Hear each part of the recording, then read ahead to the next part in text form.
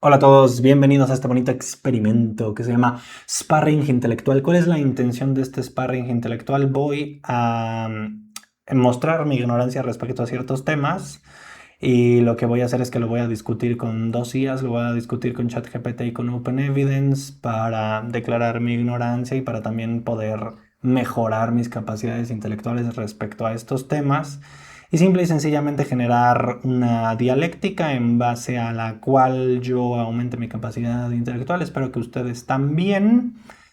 Y pues bueno, el día de hoy vamos a ver qué son los puntos gatillo. Vamos a ver puntos gatillo. Vamos a empezar a preguntarle a OpenEvidence que nos diga lo que sabe, lo que encuentre sobre los puntos gatillo.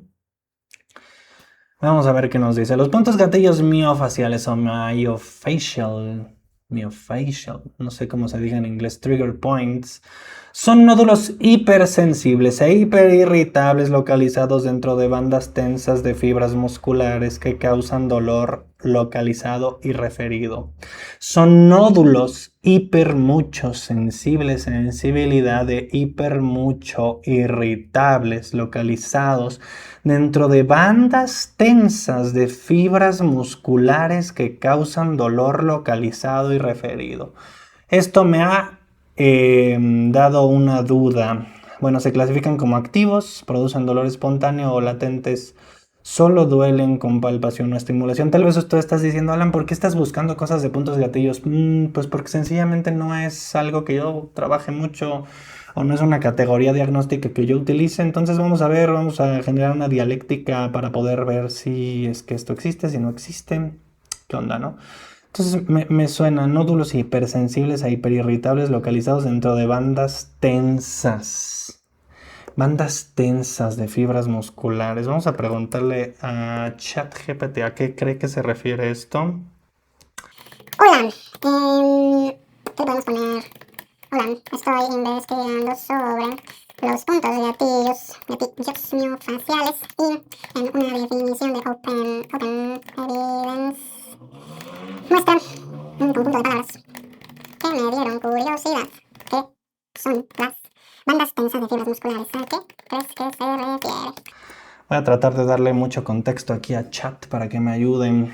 Es una buena observación. No es una buena observación. ChatGPT siempre te la quiere cromar. Debe de ser una duda muy básica. Porque esa frase ha generado mucha discusión durante décadas. El término taut band o banda tensa es uno de los hallazgos clásicos descritos en los puntos gatillo miofaciales por Janet G. Travel y David G. Simons. Lo primero que hay que aclarar es que una banda tensa no significa que todo el músculo esté contraído.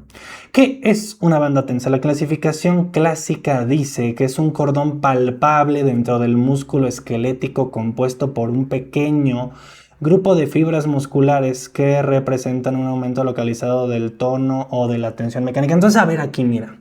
Un cordón palpable dentro del músculo esquelético. Ah, Caracas, Venezuela. Cuando hablas de que Janet o David nos definen. Me tardo mucho en escribir porque lo voy a escribir del ano, porque yo escribo rápido, pero del ano. Nos definen un cordón palpable dentro del músculo esquelético. ¿A qué se refieren? ¿Cómo lo palparon? ¿De forma directa? ¿A qué se refiere con eso? No le voy a echar la pregunta todavía, pero le voy a poner aquí. Preguntas. Número 1. Cuando vamos a ver si tenemos otra pregunta. 2. Compuesto por, entonces, un cordón palpable dentro del músculo esquelético compuesto por un pequeño grupo de fibras musculares que representan un aumento localizado del tono o de la tensión mecánica. un cordón palpable dentro del músculo esquelético que presenta un aumento del tono. Ok. Es decir, imagina un músculo como una cuerda formada por miles de hilos. Ok, una banda tensa sería eso, no es todo el músculo, es una región longitudinal relativamente estrecha. ¿Qué significa fibras musculares tensas? Muchas gracias, tenía esa duda. Aquí empieza la controversia. Existen al menos tres interpretaciones. Una, la teoría clásica de Travell y Simons, o sea, de la Janet y el David. Ellos propusieron que existe una contractura, problema localizada, no una contracción voluntaria, tampoco un espasmo. Ok, ellos propusieron que existe una contractura localizada, no una contracción voluntaria, tampoco un espasmo, sino una región donde algunos sarcómeros permanecen contraídos debido a exceso de acetilcolina, liberación continua en la placa motora, aumento del calcio intracelular e incapacidad para romper los puentes cruzados por déficit energético. Entonces aquí mi duda es 2. Según la teoría de Travell y Simons, ¿cómo es que se sostiene energéticamente esta contractura? Porque el hecho de que hubiera una región muscular acortada querría simular algo como un rigor mortis, donde no se adhiere de nuevo ATP a la cabeza de miosina, y es por eso que no se separa de la actina. Además, ¿cuál es el fundamento neurológico, molecular o energético? X vale verga que esté escrito, para el exceso de liberación de la acetilcolina. O sea, aquí yo tengo una duda, ¿no? O sea, lo que estoy poniendo aquí. Uno, ¿cómo es que se mantiene contraído? O sea, ¿esto está simulando un rigor mortis y por eso no se separa? Dos, según... por cierto, bueno, aquí lo dice que es como una parte longitudinal específica. Entonces yo quiero saber esa parte longitudinal específica, ¿qué tiene de diferente al resto de la fibra muscular? Lo voy a poner aquí. ok. Además de esto, esa región específica, ¿qué diferencias tiene al resto del músculo? Es decir, ¿por qué esto pasa de forma aislada? Next. ¿Cuál es el fundamento neurológico, molecular, energético para el exceso de liberación de acetilcolina? Para que se mantenga la señal. Para que se mantenga la señal, ¿no? Porque derivado de esta acetilcolina, pues tendría que haber una despolarización de la fibra muscular y entonces esto tendría que ver justamente con el aumento de calcio intracelular y tendría que ver justamente con esta parte de la alteración de la conformación de la troponina para que se modificara también la tropomiosina y pudiera haber acceso a la actina, ¿no? Entonces, eso es otra pregunta. Vamos a ver qué más dice. Entonces aquí tenemos sarcómeros normales, sarcómeros contraídos. Los sarcómeros serían mucho más cortos. Ok. ¿Cuál es la teoría biomecánica? Otros investigadores dicen que la banda tensa no necesariamente representa fibras permanentemente contraídas. Ok. ¿Qué representa? Podría ser una zona donde cambia la rigidez, elasticidad, la orientación de las fibras, el tejido conectivo. Ok. Una zona donde cambia la rigidez, elasticidad, orientación de las fibras y tejido conectivo. Es decir, el examinador percibe un cordón, pero eso no implica necesariamente una contractura activa. Ok, en cuanto a la teoría biomecánica, ¿cómo es que se generarían esos cambios en el tejido? Ajá, nada más. ¿Y cómo es que podemos fiarnos de la percepción de palpación de una persona como método diagnóstico? ¿No? A mí me da curiosidad eso. La evidencia moderna. Con técnicas como elastografía o ultrasonido, microdiálisis, electromiografía se han detectado algunas diferencias locales, mayor rigidez, alteraciones metabólicas, sustancias inflamatorias, actividad eléctrica espontánea en algunos casos, pero todavía no existe consenso en que la banda tensa sea literalmente un conjunto de fibras contraídas de forma permanente. Cuando Open Evidence habla de las bandas tensas, no necesariamente está diciendo que estas fibras están haciendo fuerzas, taut significa tenso, tirante o firme, no obligatoriamente una contracción fisiológica, es una descripción clínica. ¿Qué estructura anatómica sería un fascículo muscular? Ok, un fascículo, no necesariamente una porción del sarcómero. La banda tensa suele describirse como un fenómeno que afecta directamente al fascículo, no todo el músculo. Aquí viene una pregunta que a mí me parece mucho más interesante. ¿Qué está palpando realmente un fisioterapeuta? Lo mismo pregunto yo.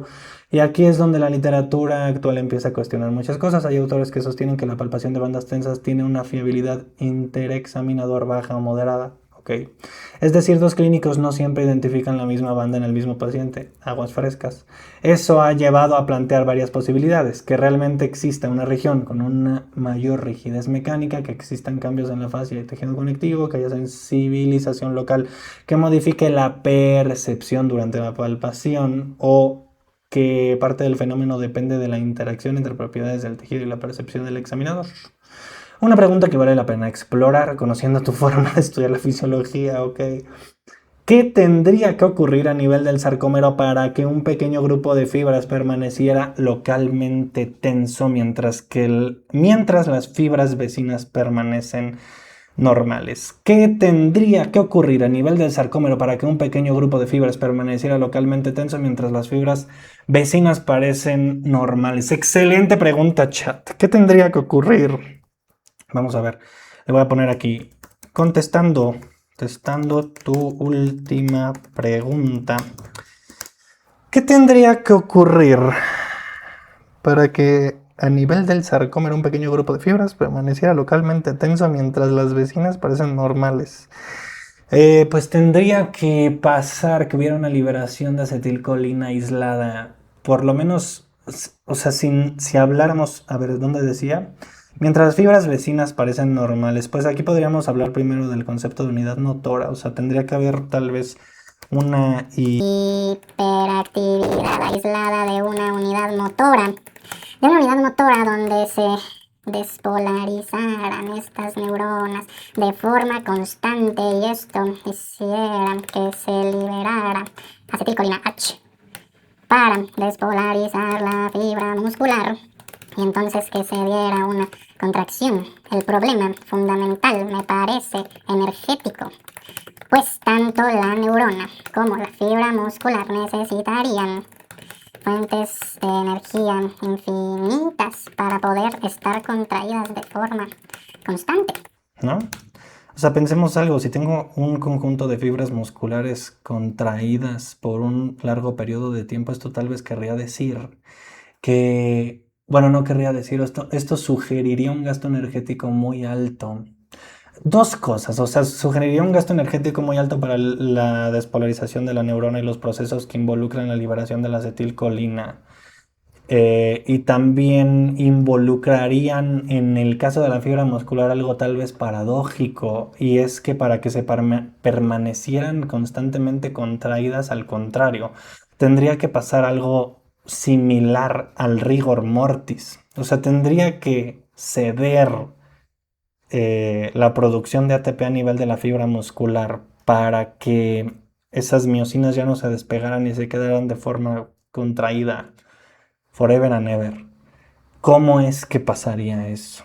¿No? Entonces, estuvieron contraídas de forma constante. Además, tendría que suceder un fenómeno similar al rigor mortis en la fibra muscular para que permanecieran permanentemente contraídas.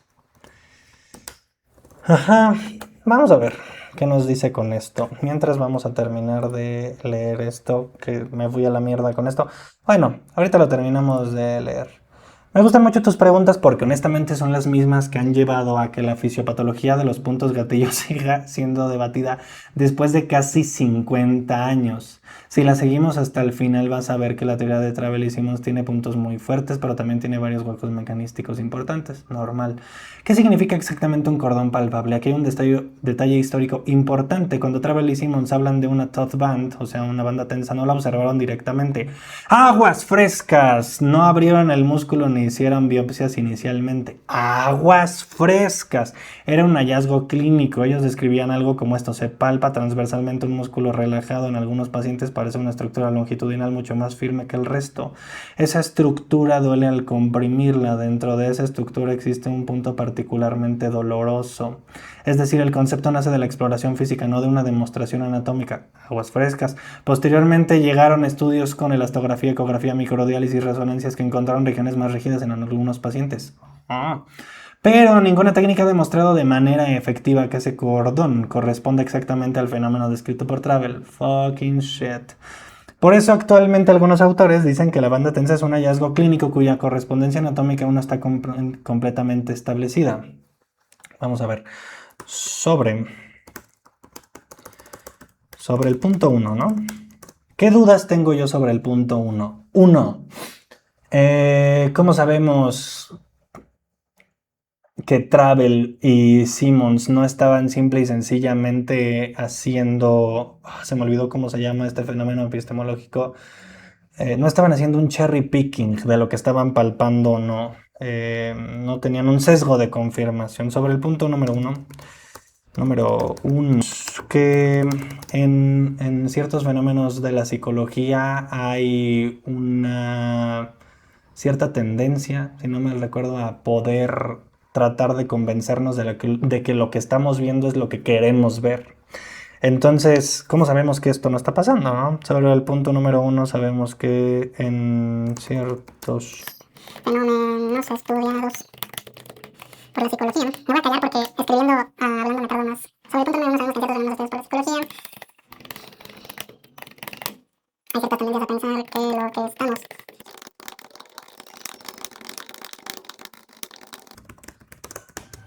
Entonces, sobre el punto número 1, sabemos que ciertos fenómenos estudiados por la psicología hay ciertas tendencias a tratar de pensar o convencernos de que lo que estamos sintiendo o viendo corresponde con lo que pensamos, de cómo sabemos que funciona el mundo, ¿no? Entonces, ¿cómo sabemos que esto no es un sesgo de confirmación?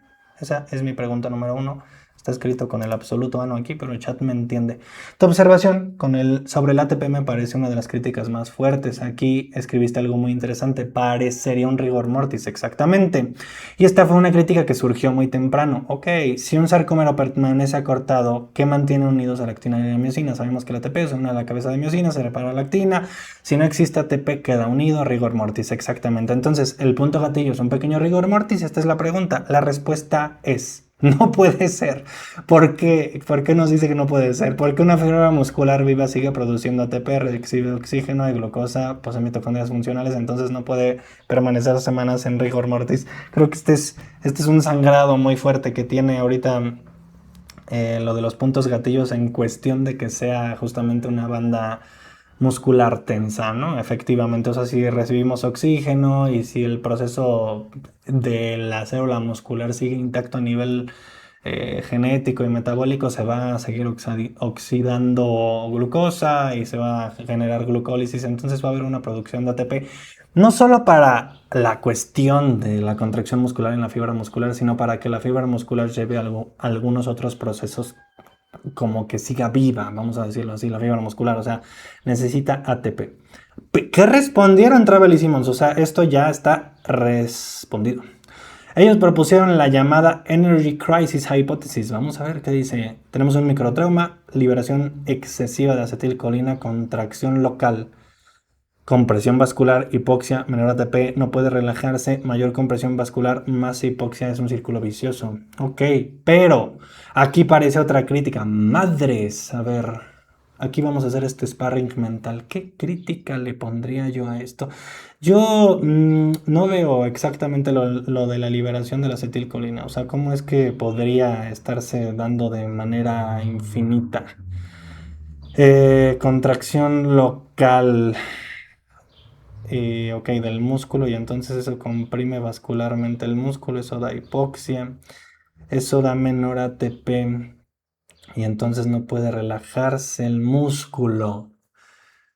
Pero es que no se está quedando sin ATP, esta es la cuestión, o sea, hay menor ATP, pero eso no quiere decir que no hay ATP. Entonces el que no pueda relajarse a mí no me cuadra, y eso después dice aquí que va a ser más compresión vascular y entonces va a ser más hipoxia. Y entonces mi pregunta de esto sería eso, o sea, si la Energy Crisis Hypothesis fuera real y si cada vez hubiera una compresión vascular más cabrona, más cerda, que diera más hipoxia, ¿por qué entonces no se muere la fibra muscular? Si cada vez deja de tener menos oxígeno. Aparte, el oxígeno no es la única forma en la que esta fibra puede generar el ATP. O sea, puede generar energía por mecanismos oxígeno independientes. Entonces vamos a ver. Aquí aparece otra crítica. Incluso con la hipoxia, las fibras siguen produciendo ATP mediante glucólisis. Coño, ¿ya viste? No cero ATP, menos ATP. Exactamente. Y una disminución moderada de ATP no explica una contractura que pueda durar meses. Exactamente. Ahí la teoría empieza a debilitarse. Ok. ¿Por qué solamente ocurre en una región? Ah, muy bien, muy interesante. A ver qué dice. Esta pregunta es probablemente la más difícil. Travel propuso que el problema ocurre específicamente en la placa motora. Es decir, no sería todo el músculo. Ok, serían algunas placas motoras. La teoría dice motor neurona alfa, terminal presináptica, mayor liberación espontánea de acetilcolina, algunos sarcómeros se contraen, contracción localizada.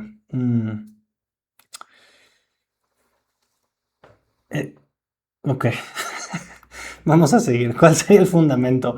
Aquí es donde prácticamente entramos en un terreno especulativo. Se han propuesto daño mecánico local, alteración de la membrana y mayor entrada de calcio.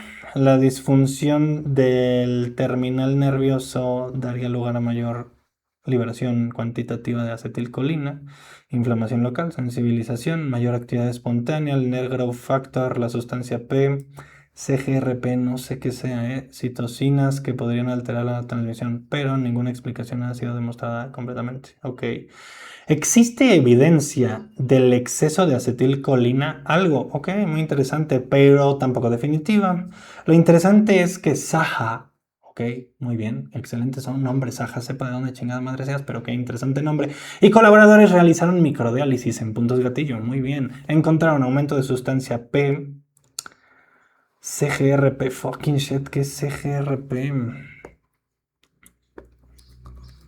CGRP, péptido relacionado con el gel de la calcitonina. Ok, muy interesante.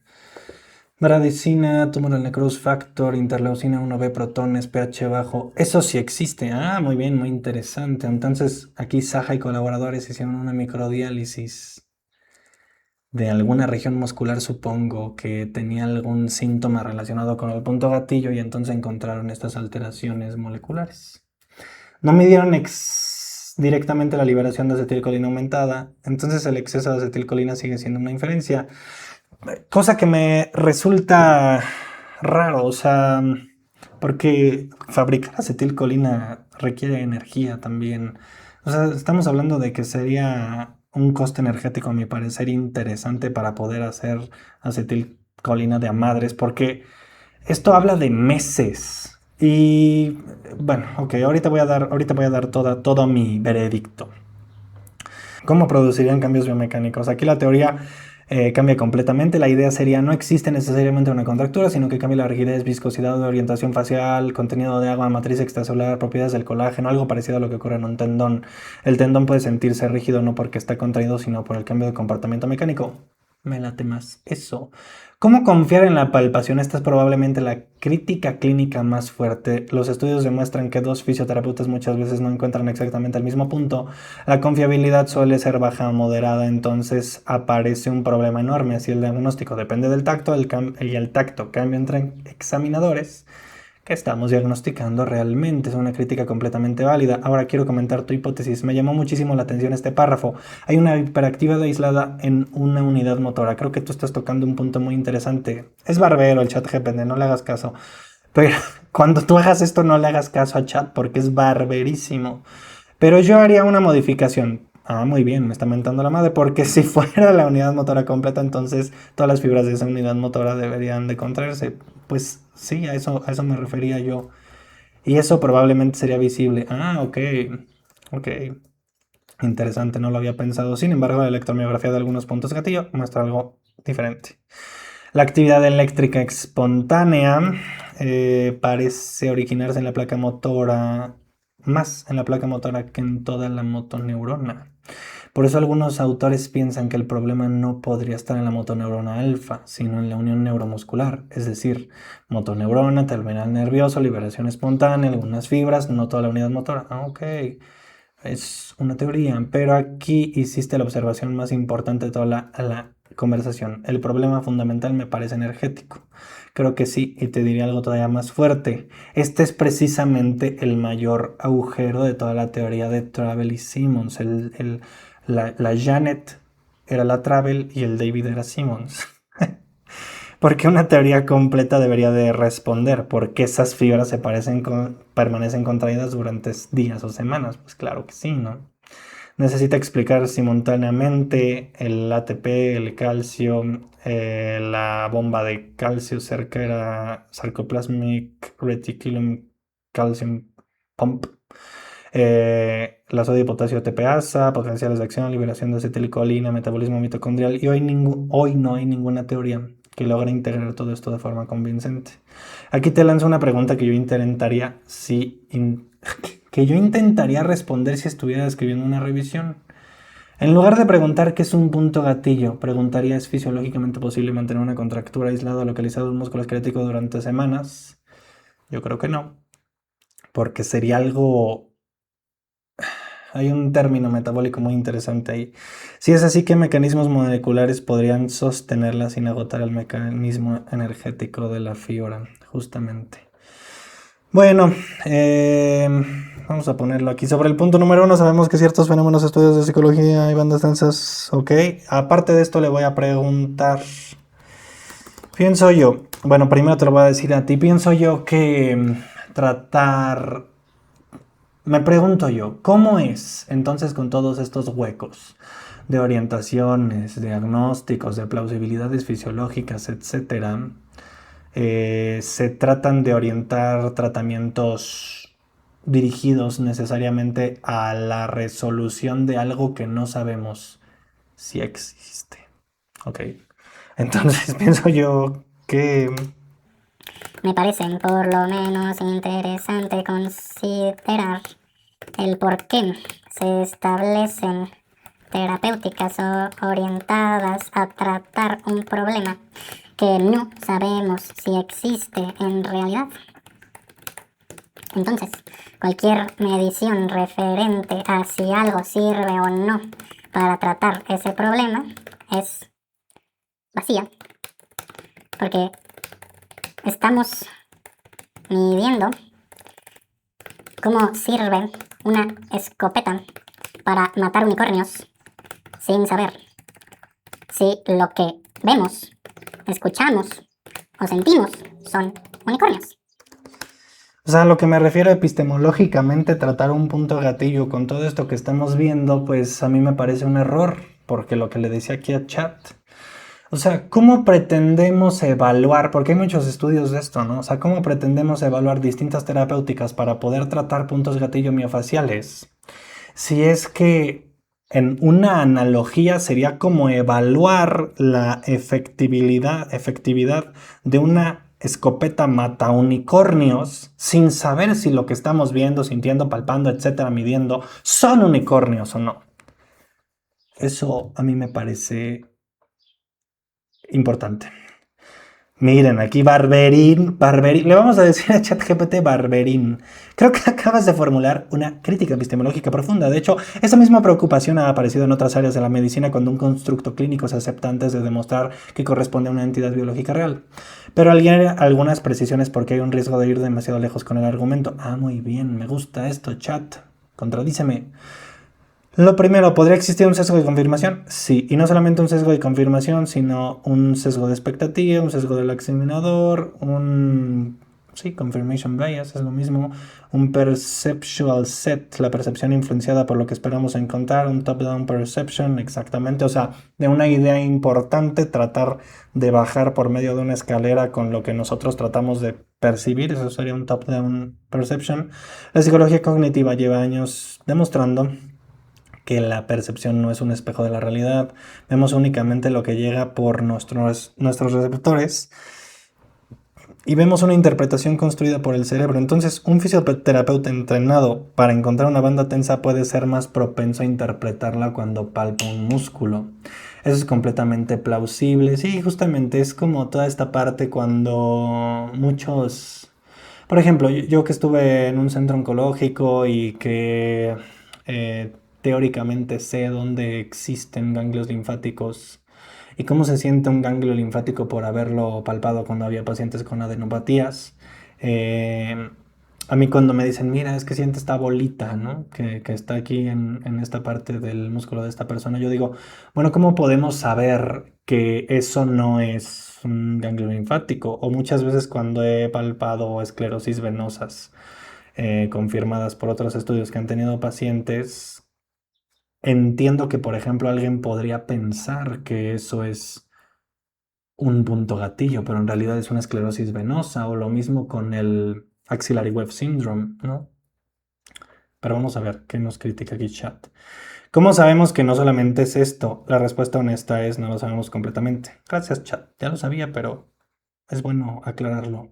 Y por eso existen estudios de confiabilidad de interexaminador. La lógica es sencilla. Si la banda existe objetivamente, dos fisioterapeutas independientes deberían de encontrarla exactamente.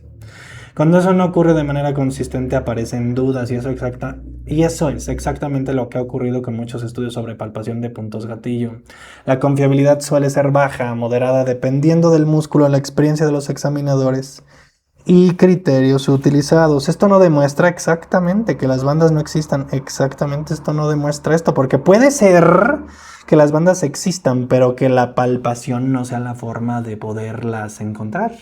Pero sí limita la confianza que podemos tener en la palpación como pruebas diagnósticas. Ahí viene la parte que más me gustó de tu reflexión.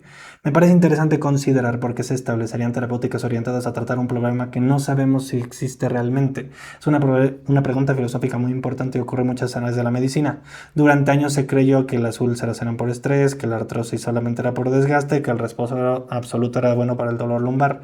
Después apareció evidencia que cambió esos paradigmas, pero aquí introduciría una distinción importante. Muy bien. Hay que separar dos preguntas. ¿Existe el punto gatillo como entidad anatómica? No lo sabemos con certeza. ¿Existe un paciente con dolor localizado que mejora cuando hacemos una determinada intervención? Sí, eso sí ocurre. Entonces el tratamiento puede producir efectos clínicos aunque el modelo explicativo sea incorrecto. Exactamente. O sea, eso me parece interesante. Aquí la parte epistemológica que yo le lanzaría de vuelta al chat, ya no lo voy a hacer porque ya nos pasamos de tiempo, es justamente esto. O sea, muchas de estas intervenciones son estadísticamente significativas para mejorar métricas de dolor, pero no son estadísticamente significativas para mejorar métricas de unicornios, porque para empezar no sabemos si los unicornios existen.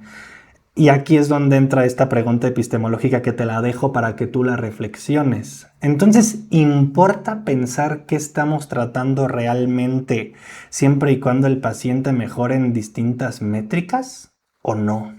O sea, sería como decir, ¿importa realmente que a lo que le estemos tratando de disparar sea un unicornio mientras lo que pensamos que sea un unicornio o lo que provoca, los síntomas que provoca ese unicornio desaparezcan o no? O sea, ¿importa saberlo o no? Yo creo que sí importa. Y bueno, yo haría esa particularidad, esa distinción. Un ejemplo histórico, durante años se utilizó la corteza de sauce para aliviar el dolor. Funcionaba, pero nadie conocía la ciclooxigenasa.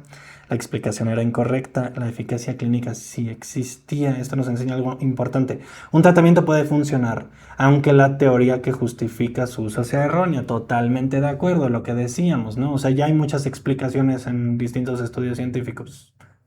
No hay otros, no, sí hay otros tipos de estudios. De por qué, por ejemplo, la terapia manual funciona, por qué la punción seca funciona para algunos casos, por qué, etcétera, ¿no? Ahora, otra vez, ¿funciona para quitar unicornios? Pues no sabemos si los unicornios existen para empezar. Funciona para síntomas de unicornios. Es como aquí. La corteza de sauce ayuda a aliviar el dolor, ¿no? En este caso está al revés la analogía. Aquí lo que no sabíamos era la escopeta, ¿qué traía la escopeta? No el unicornio, aunque el dolor sigue teniendo muchos puntos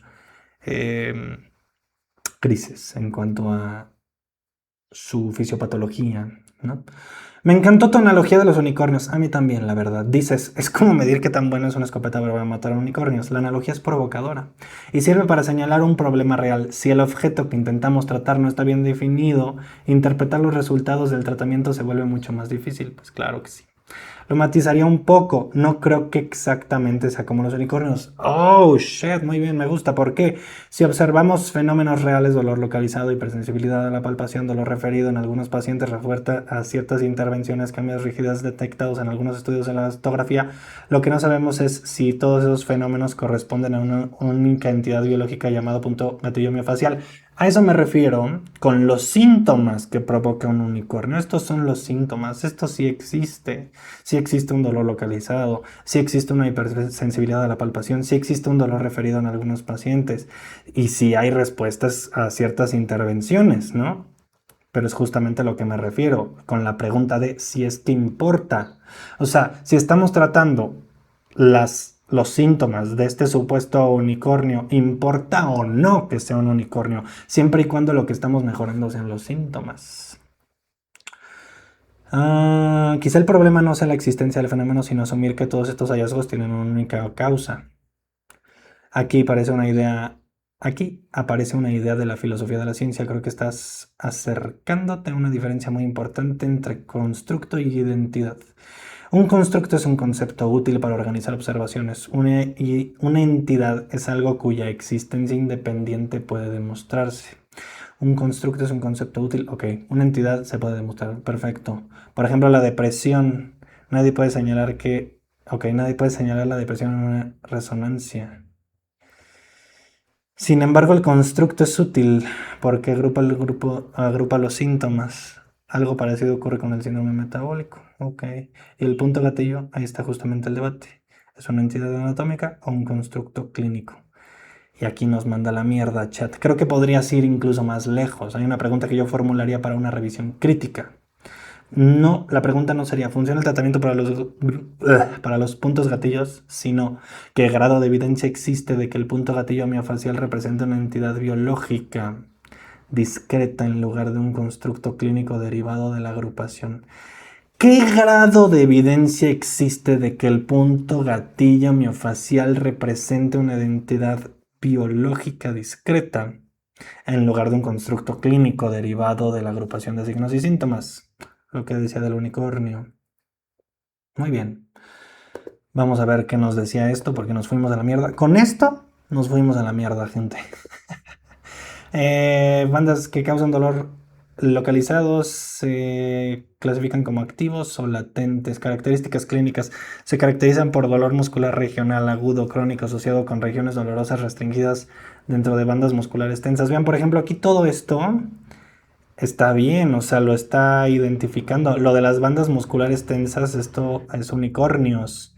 Pueden causar restricción del rango de movimiento. Esto es real, debilidad muscular y presentar patrones característicos de dolor local y referido y disfunción motora, síntomas autonómicos. Eso se ha encontrado. Los músculos más frecuentes son trapecio, elevador de la escápula, infraespinoso, escalenos en la parte superior del cuerpo. Diagnóstico sigue siendo desafiante debido a la ausencia de criterios objetivos y estandarizados ampliamente aceptados. Los criterios diagnósticos más utilizados fueron propuestos por David Simmons en el 99. Mira mi año.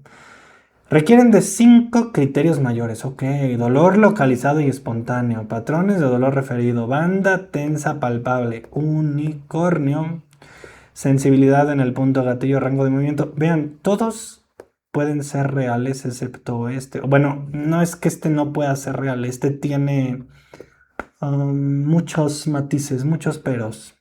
Criterios menores: reproducción del dolor, compresión del punto gatillo, respuesta a la contracción local, alivio del dolor tras estiramiento muscular o inyección del punto gatillo. Ok. Aquí tenemos los criterios y un diagrama de flujo para ver si es o no es. Lo de los tratamientos no lo voy a ver, solamente era un ejercicio para poder ver qué onda con esto. Espero que te haya gustado, espero que te haya entretenido, dime si fue así. Y pues nada, nos vemos a la próxima. No se tomen nada en serio. Esto nada más es yo haciendo un ejercicio epistemológico. No pasa nada. No estoy diciendo cómo tienen que ser las cosas. Abrazo.